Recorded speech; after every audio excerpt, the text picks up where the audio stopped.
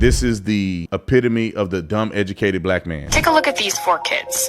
These preschool teachers watched a video of them playing for a 2016 study. The study asked them to press the enter key every time they saw a behavior that could become a potential challenge.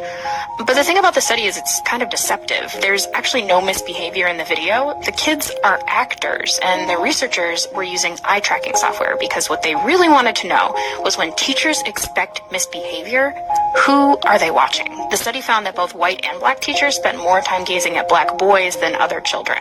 Black boys make up less than a quarter of the nation's preschoolers, but more than 40% of preschool suspensions. So imagine living in a system, existing in a system, in a society, in a classroom where your everything is when the boy is playing, doing the exact same thing that every other child is doing, he gets penalized for it. This is the real world.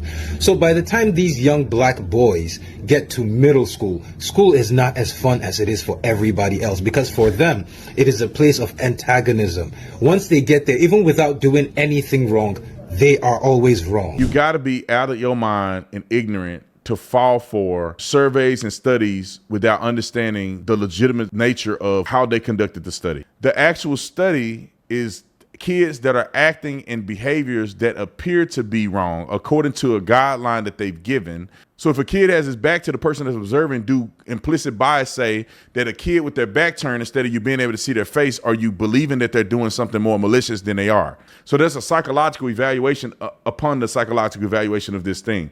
We don't have all the details. Maybe we should do an evaluation of what were they doing with that kid? What was he dressed like? What did he look like? What was his position on the table? What was he doing with his hands, and how was he communicating with everybody else? If you got a person that's more communicative than everybody else, maybe the eyeballs will go to that person because they're communicating more. They're using their hand gestures more. How do you judge this in an all-black school? Are you telling me that in an all-black school, and they did this same study, that black boys will have it worse than then you got to go light-skinned black, dark-skinned black, light-skinned girl, dark-skinned girl. You got to do a whole spectrum, and then what are you gonna identify? How do you judge a black kid who's not successful in an all-black school? What's the difference between the two blacks in the same community, same school? We all know that there's different effects, and they don't want to be honest about them.